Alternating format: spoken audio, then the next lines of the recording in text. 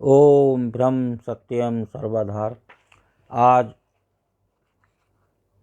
दास महाराज जी की पुस्तक यादगार पल से एक जो है प्रेमी हैं, उनका नाम है श्री संत राम गोसाई। ये कहानुवान एक जगह है, तो ये वहाँ का एक दृष्टांत है। तो वो ये पेज नंबर 65 पेज पर ये दृष्टांत है। और ये जो है अंतर्यामी सत्पुरुष, ये दृष्टांत का टॉपिक है। तो इसको श्रवण करें। ये बहुत ही सुंदर, देखिए सत्पुरुष, जो सच्चा सत्पुरुष होता है तो वो अंतर्यामी ही होता है। महात्मा मंगतराम जी किस प्रकार अंतर्यामी सत्पुरुष इसमें आपको दृष्टांत में उनकी कृपा, उनकी महिमा आज दास प्रस्तुत करेगा, तो श्रवण करें। 1947 में देश के विभाजन के पश्चात कहानुवान जिला गुरदासपुर में एक अध्यापक की नौकरी स्कूल में मिली। 1950 में दूसरी बार श्री महाराज जी कहानुवान पधारे। उप्पल वंश के लाला जी के बगीचे में उनको ठहराया गया, जो आबादी से बहुत दूर था। संगत की ओर से सायंकाल का समय सत्संग के लिए निश्चित हुआ। बाहर से भी कुछ प्रेमी आए थे। प्रेमियों के खाने और रहने का प्रबंध हकीम जसवंत राय जी ने की ओर से था। कस्बे की संगत भी सत्संग से लाभ उठाती थी। दास पर अभी नामदान की कृपा नहीं हुई थी। 1 वर्ष पहले भी सत्संग के विचारों से लाभ उठाया था। कुछ अन्य जानकारी हकीम जसवंत राय जी से मिल गई थी। सत्संग में श्रद्धा बढ़ती जा रही थी। समय पर सत्संग में पहुंच जाता था।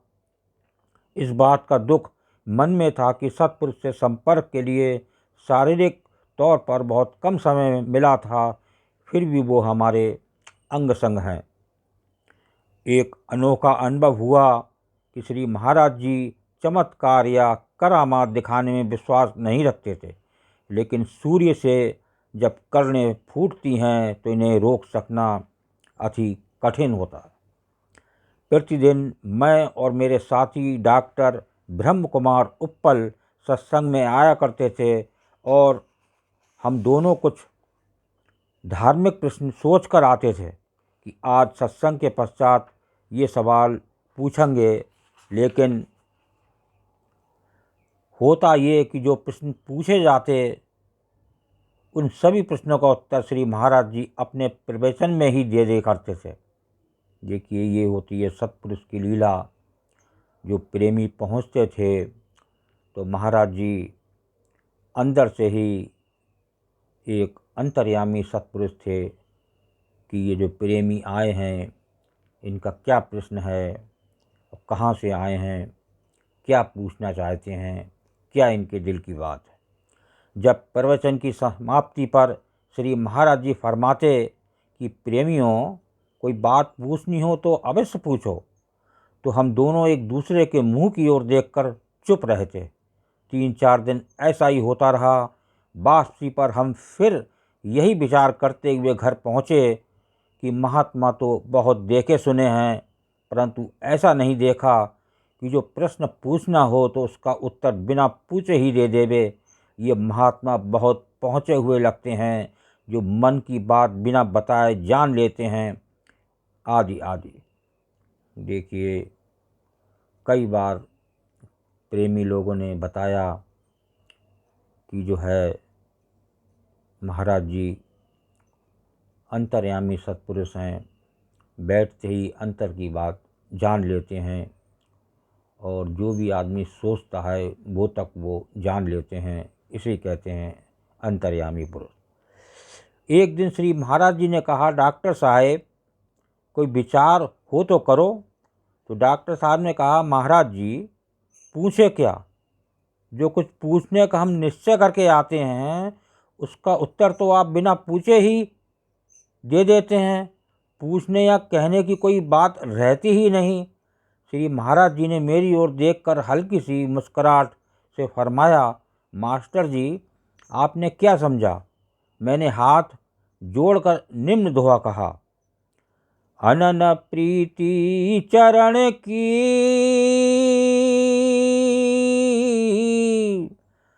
मन में आई समाए, मंगत सब सुख पाया, जो वर्णन में नहीं आए। एक बार फिर श्रवण करें वाणी, बहुत ही सुंदर, बहुत ही आकर्षित, मन को मोहने वाली, चित्त को लगने वाली वाणी। अनन प्रीति चरण की मन में आई समाए, मंगत सब सुख पाया, जो वर्णन में नहीं आए।